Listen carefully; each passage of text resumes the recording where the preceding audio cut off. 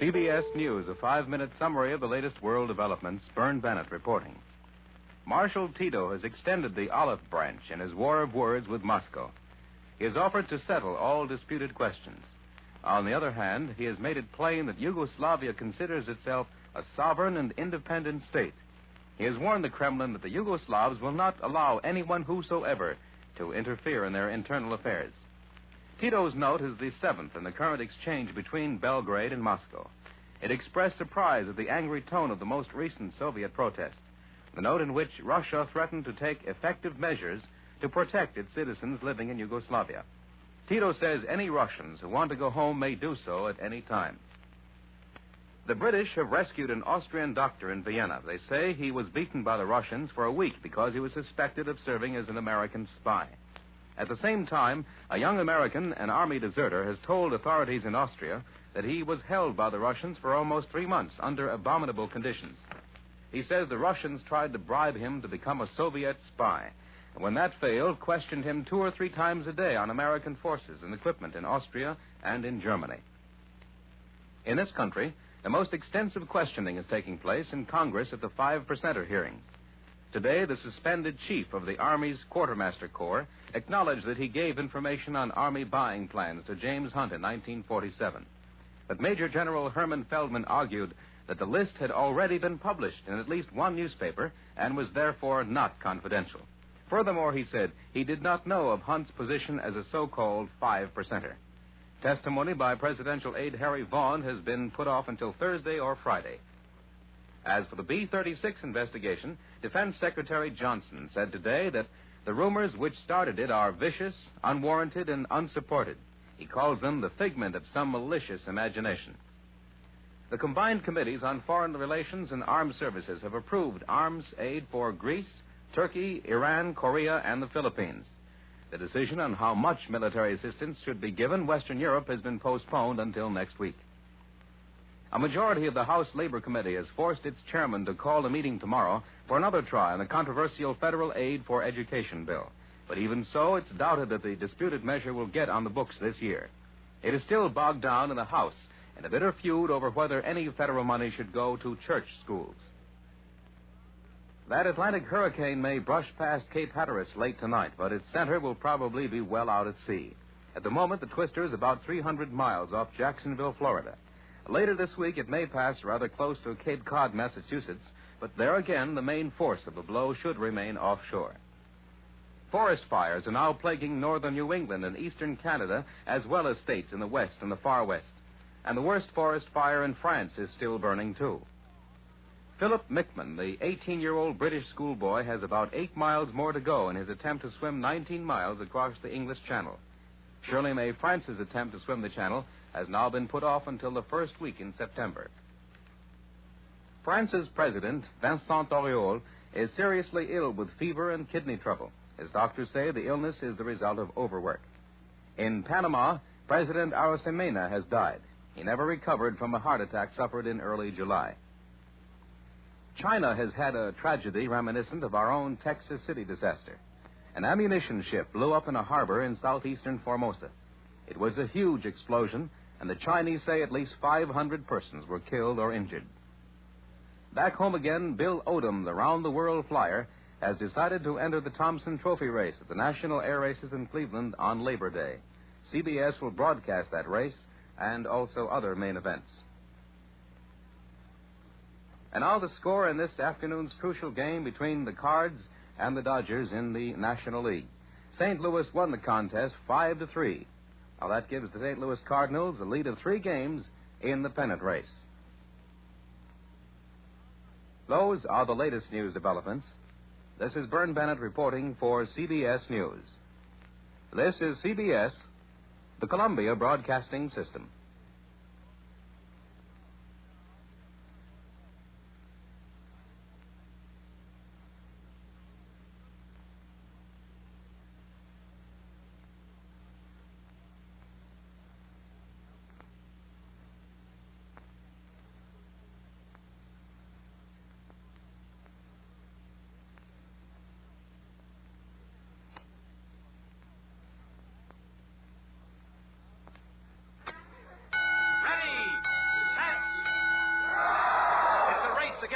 hand. Beat the clock.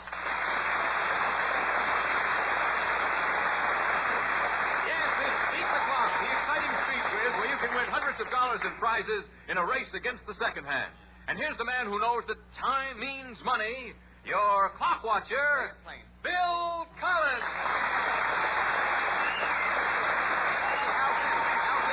Thank you, Hal. I'm glad. I was on a show the other night, and just when they announced my name, the orchestra started blaring out real loud, and people thought it was John Reed King. We have Mrs. Lillian Blanks of Meridian, Mississippi, who came all the way back again after her last time. Mrs. Blanks, did you have a delightful trip? I've been through torture the last few minutes. Through torture from last few minutes. These planes are getting faster all the time. That's probably the Pan American, New American type class, national type, clipper type of the thing, that comes up. Mrs. Blanks, I know you understand this, but I want to read. Well, ad lib. It's right here on the paper. I want to ad lib from this paper for our uninitiated listeners and tell them how Beat the Clock works. You understand? So attention all uninitiated listeners. What is that? Here on stage, we have 5 big clocks. They can pay $50, $100, $150, $200, $250, $250, all in terrific prizes. The faster you answer, the more you make on each one. If you can beat all 5 clocks, you get $750 in Beat the Clock prizes and a chance to solve our time rhyme and open the time capsule. And here's Hal Sims to tell you what our time capsule contains. You'll be flown round trip from Los Angeles, San Francisco, or Seattle to glamorous Honolulu, Hawaii. In a couple of minutes. In a new double-decked America-class clipper by Pan American World Airways. You will stay for 2 thrill-packed weeks in your own suite at the beautiful Halekulani Hotel. During your stay, you will be the guest of Don the Beachcomber for a real Hawaiian feast with authentic hula-hula dancers. Well, now we're getting somewhere. We're going to have, what's this Don the Beachcomber going to have there? Hula-hula dancers. We're going to comb the beach. That's for me. I'll tell you what, Mrs. Blanks, if you want, if you win this, why, you can have Don the Beachcomber, and I'll take the hula-hula dancers. I think that... I like that. Them. I don't want them. I mean, I just will mention now. You won't get me in trouble with my family, already I'm in trouble. Well, I might as well start the thing here while I've still got a head on my shoulders. He says, braggingly. Miss Blanks, here's your question. You already have $5 up there in the National Cash Register. You're now going to the one... Huh? Beautiful? Oh, pitiful. Oh, you do. You can still win $745 yet. We now move you to the $100 clock there at $10 a second. You see, Art Strand is cleaning the glass there so you can see your 5. Here we go. When I say go, Mrs. Blank, you name any 2 countries which are partly north of the Arctic Circle. Go ahead. Any 2 countries partly north. Alaska. That's one. And Labrador. Labrador. No. Newfoundland. Newfoundland. Iceland. Iceland. No, my goodness. Oh, my. Oh, you've got all around. There's Canada, Greenland, Norway, Sweden, Finland, Russia, Siberia, and the one you gave us, which was Alaska. Oh, heavens to pralines, or whatever they are. Well, I'll tell you what. You did all right after all. You didn't beat that clock. Hal Sims is going to translate your poor little old $5 into prize. Hal, stand back on this one. Get ready. Well, she just won an Axon all-purpose cooker that needs no attention. You've just won more than $5 in prizes. Congratulations from Beat the Clock. Thank you.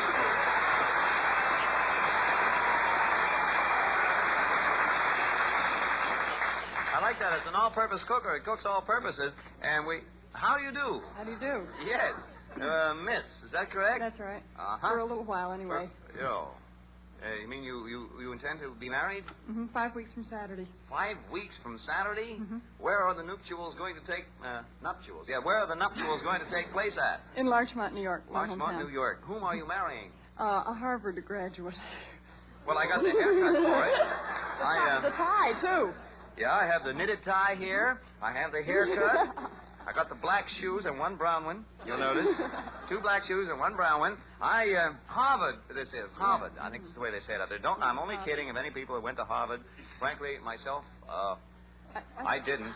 Well, I think they're pretty wonderful myself. Harvard graduates? Oh, I like the girl graduates. No, there are no girls in Harvard. Radcliffe. Radcliffe. But there are no girls in Harvard. No. If I recall, that's the reason I didn't go to Harvard. Yes. Well, I don't want to go to any school where there are no girls. Radcliffe girls, though, and the Harvard fellas go out together frequently. What about the Yale? There's no girls in Yale, are they? No. Do they have a little school nearby where the Yale men? Smith usually ends up being fairly near to Yale. Smith ends up, you mean they... Yeah. Oh, yeah. Mm-hmm. Uh-huh. Where did you go to school? I went to Simmons College in Boston. Well, I graduated in June. How'd you cut out the Radcliffe girls there with the Harvard business? It's fairly easy. Fairly easy. Do you have a convertible? No. No? No convertible. Did he have a convertible? No, just subways. Subways. I always want to see that subway. Is there a subway between Boston and Harvard? Mm-hmm. Yes. Mm-hmm. Oh, I didn't know that. You see, Harvard's in Boston, isn't it? It's in Cambridge, Oh. just across the river. I haven't won anything so far. I'm missing these questions with increasing rapidity here. That was a good increasing rapidity.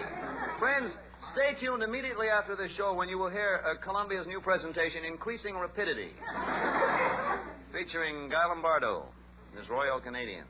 I guess. It's nothing, but it sure is going to louse up the program department, you know. They're going to have to deliver now. Don't log that, fellas. Here we go. All right, Miss... I never did find out. Miss Mary Jane Buxton is the name. Buxton. Right. I got that R in there. Someone wrote that. Mary Jane Buxton from Larchmont, New York, and you're going to be married in September. Isn't that fine? Well, the fellow you're marrying has already graduated from Harvard, right? What's he going to do? Mm-hmm. He's working for an office machines company An in office Boston. machines? Yeah. You don't mind if we ring up on a national No, cast? no, Probably no. another one, I know. No, it's Pitney Bowes Pitney- Incorporated. Oh, yeah, they make postage meters. Yeah, that's I got one. I know. Oh, yeah. I got my finger caught in one of those Pitney Bowes machines once, and I woke up in a mail sack in San Francisco, you know. They stamped the thing on your hand, and the guy says, you got it, you got to go now. Get on the truck. It was a lot of fun. In fact, I don't like to mention this, but after we finish with the Honolulu, that's the way we're going to send people on trips here. Going to send the losers by mail. Losers. All right. Nothing. I guess I better ask a question, Mary Jane. I'm sorry to have taken up all your time, but I'm going to try to repay you now with oodles of money. Oodles of money. Yes, precious. You're now at the $50 clock at $5 a second, Mary Jane. And when I say go, I want you to name the two bodies of water on either side of Central America. Go. The Atlantic Ocean and the Pacific Ocean. I can take that the Atlantic Caribbean. Ocean because, well, Caribbean, the Atlantic Ocean and the Caribbean. I'll explain that there. That was good. The answer is the Pacific Ocean and the Caribbean, but the Caribbean is an arm of the Atlantic Ocean. You know how I knew that? It's written right down there. Right down there. They do this. Ted Bear does this to make me seem intelligent, but it is not becoming for me to seem intelligent. It says here, I would like, if we may interrupt this program with a bulletin, do not accept the Gulf of Mexico, which is north of Central America. And a dirty trick, I think. I don't think you? so, Yes. too, yes. Anyway, we got the Pacific Ocean. Thank you, Ted.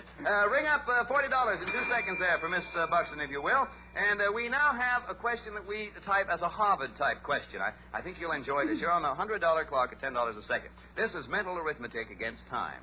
When I say go, I want you to add together 2 bits. Is this a Harvard-type question? 2 bits, 4 bits, and 6 bits, and give me the total in dollars and cents. Go. 25, 50, and $1. $1.75. No, that's close, though. $2. No. $1.50. $1.50, that's right. 4 seconds, that's good. That is what the economists would have called an unstable monetary situation there. It moved around 4 seconds, $60. Ring up to 60.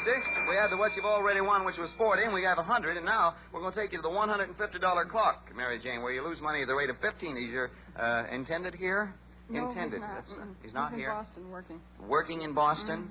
And you're vacationing in New York? No, I live just outside you the live? city. Oh, I thought maybe you were down here for a last fling or something like that. No. No, not yet. Well, I was just wondering. I may take that last fling in a little while, but not Yeah, quite yet. we'll be off the air in about 20 minutes. Uh-huh.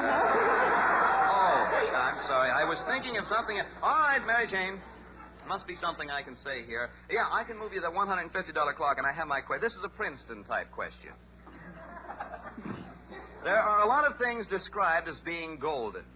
See, their colors are orange and black at Princeton. I know that. Now, that's because John Reed King still wears his Princeton running trousers. Yes.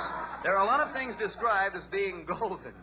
When I say go, I would like you to name 2 birds that have golden in their names, or part of their name. Go. The goldfinch and... Goldfinch. Goldfinch. Yeah, golden finch. Give me another one. 4 seconds. Golden what? 5 seconds.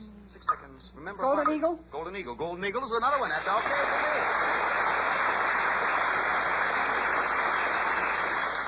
There's the golden eagle, the golden pheasant, the golden eye, the golden wing, the golden crest, the golden robin, the golden head, the golden finch, and the golden. All right, you did it in 8 seconds for 30 beat clock dollars. That gives us $130 up there on the national thing, and we'll push you on to the $200 clock now, where you win or lose money at the rate of $20 a second. It gets pretty important and hectic up here. You know, up here you try, please, to register excitement. All right, here we are. I'm going to give you part of a famous line from the Bible. When I say go, I want you to complete the line for me. Understood? Greater love hath no man than this. Go. Greater love hath no man than this. Then there is the rest of this expression. 5 seconds, 6.7. His country, is it something like that? No. 9. It's greater love hath no man than this, that a man lay down his life for his friend. You didn't get that particular one. I wouldn't worry too much about the situation as a whole, though, because you do have 130 beat-the-clock dollars. Congratulations to you, Miss Butler. And here comes our good friend Hal Sims to translate these dollars into undergraduates. Okay, Bill, from Phyllis, makers of famous gift jewelry, a beautiful Phyllis pin with matching earrings, the latest Phyllis fall creation. And General Electric will always help you beat the clock with the luxuriously styled General Electric occasional clock, the candlelight, available in East India lambskin or pigskin. And here's a wedding gift for you, a handsome 5-piece Virginia House dinette set made of Duran and chrome in your color choice. You've just won more than $130 in prizes. Congratulations from Beat the Clock.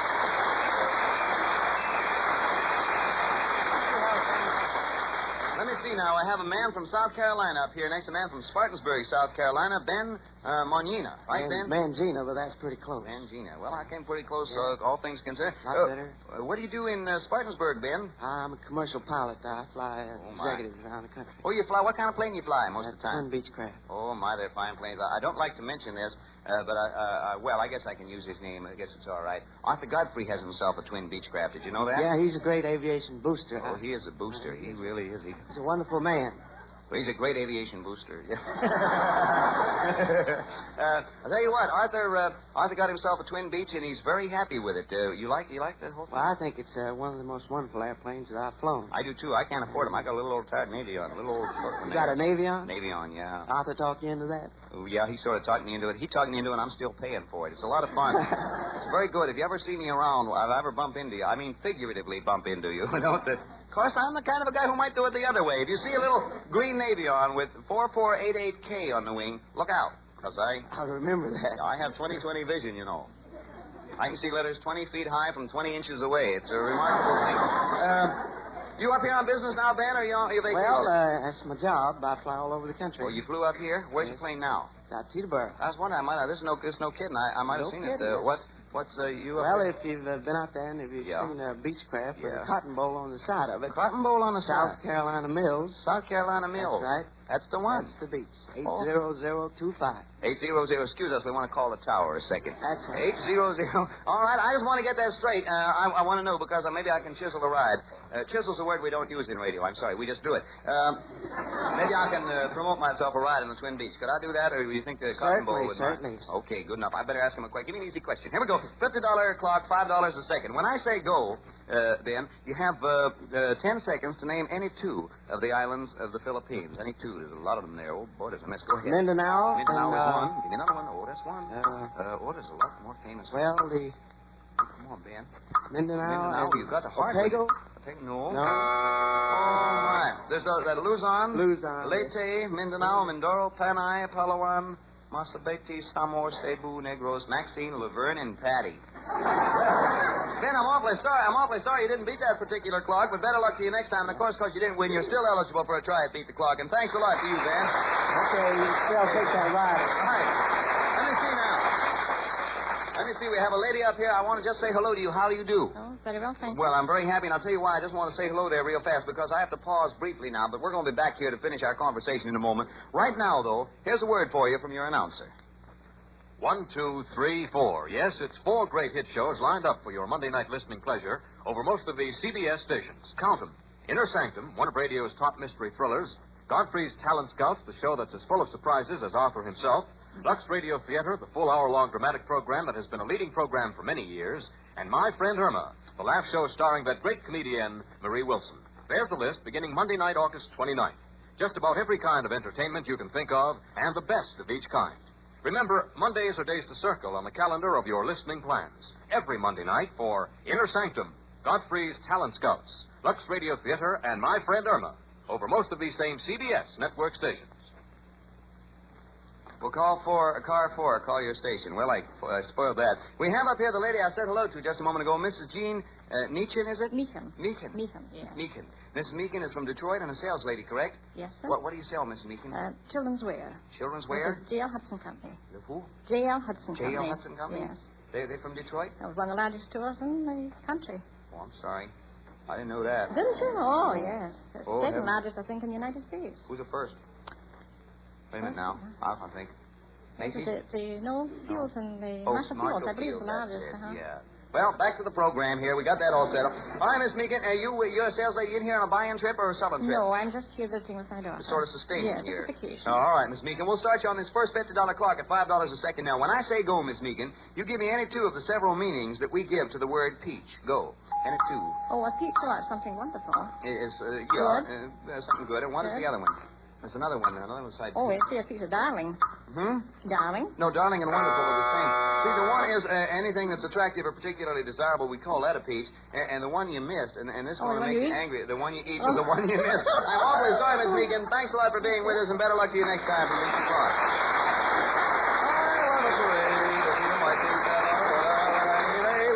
We have another lady up as a contestant right now, and this is another lady who isn't, yes, indeed, whistling. No whistling, please. The announcers will do the whistling here. We have Miss Jean Alden, is that right? That's correct. Oh, are you any relation to John Alden, who's... Direct descendant. Direct My brother descendant? is John. Your brother is John Alden? That's right. He's the one that didn't speak for himself, is he? No, but No? he sort of acquired that trait. You I mean make up for him. You make up for him. You speak for the whole family. What was right. Priscilla's last name? I can't remember. What Mullins. Priscilla Mullins, a fine girl. I remember now, yes.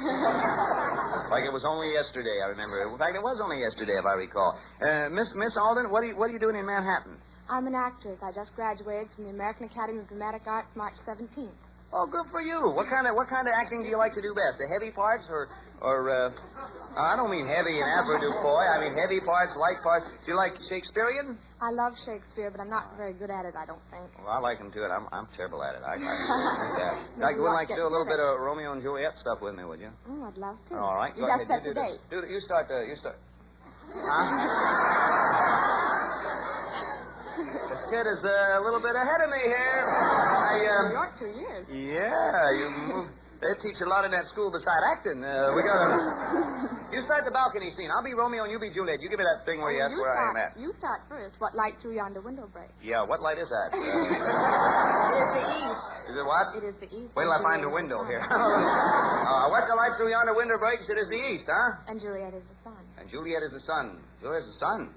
Hey, there's a switch. Oh, well, a daughter by any other name would still be a son. I got to talk to Capulet here. Is he around? You got John Reed Montague. Fine boy. If you do me that thing about Romeo, wherefore art. You do that, and I'll be Romeo. Okay, you don't mind, do you? Everybody hums something romantic. Violins in the background. Right, no violins. We got a low budget. We do that wherefore art thou speech. I don't think I can do all of that. Now we got the people But I humming. can try part of it. Well, just do a little short part there, leading into me. I'm no fool. I want to get in here. character. Wherefore art thou? Where are you at? Go ahead, do that. Romeo. Huh? Romeo. Now, wait a minute. I'm sorry, I was ad-libbing. I'm sorry, I lost my head. Never make Broadway. That was awful, wasn't it? Never make Broadway. No, I never make Broadway. No, I sure can dirty it up, though. I'll tell you that much. I might not make it. Well, that showed a great deal of lack of talent on my part. And now, Miss Alden, before I go in deeper into this hole of obstreperousness. That's in my dictionary. That's pretty good, a hole of obstreperousness. And now on to our first obstreperousness here. I might as well start the clock before people learn I really have no talent. Yeah, boy, they will. $5 a second now, Miss Alden. When I say go, you can... I like this question. We had enough time to find it anyway. When I say go, give me the title of any one of Shakespeare's plays that has a number in it. Go. 12th night. 12 minus 1. That's absolutely right. Good. Believe it or not, there are quite a few of them. There's Henry IV, Henry V, Henry VI, and Henry VIII. What happened to Henry VII? Did you ever get around to him? Richard II and Richard III, Two Gentlemen from Verona, Twelfth Night, and Murray Hill 5, 940. Oh, it's another one. Hey, you already got $50 on the thing while I'm talking here. And Miss Alden, we'll move you to the $100 clock now where you can win $10 a second. One, a number of post office buildings. I'll read this question as it's written. Maybe it'll make sense to you. One, a number of post office buildings, notably the huge General Post Office in New York. You'll find... Oh, it's on. The E was there. Sorry, I'll start all over again. On a number of post office buildings, notably the huge General Post Office in New York City, you'll find a famous inscription which goes thusly in part. Neither snow nor rain nor heat. Now, what is the phrase which comes next? Neither snow nor rain nor heat. Go. Now, there's another nor something else.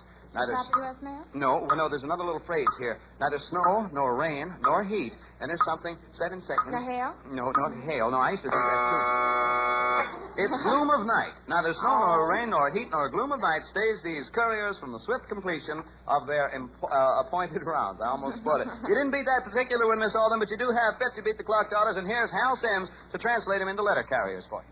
Miss Alden, you've just won an attractive and dependable Whitnor watch, a distinguished member of the Longines Whitnor family of fine watches. You've just won more than $50 in prizes. Congratulations from Beat the Clock.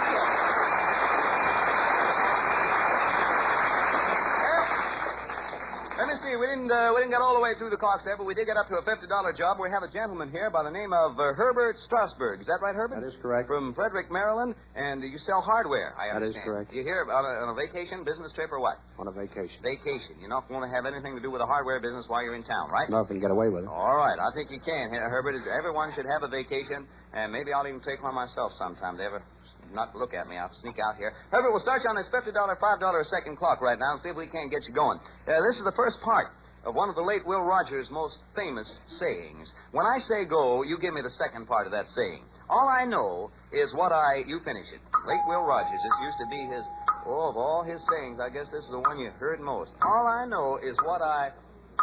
Have been told? No, 8, 9 seconds. Oh, Herbert, you're going to be angry with yourself when you hear this, because I know you're going to know it. It's all I know is what I read in the papers. That was one of the most famous of all Will Rogers' quotes. I'm awfully sorry you didn't do it, Herbert, but because you didn't win, you're always eligible. Thanks a lot, and better luck to you next time on Beat the Clock. Thank you, Herbert.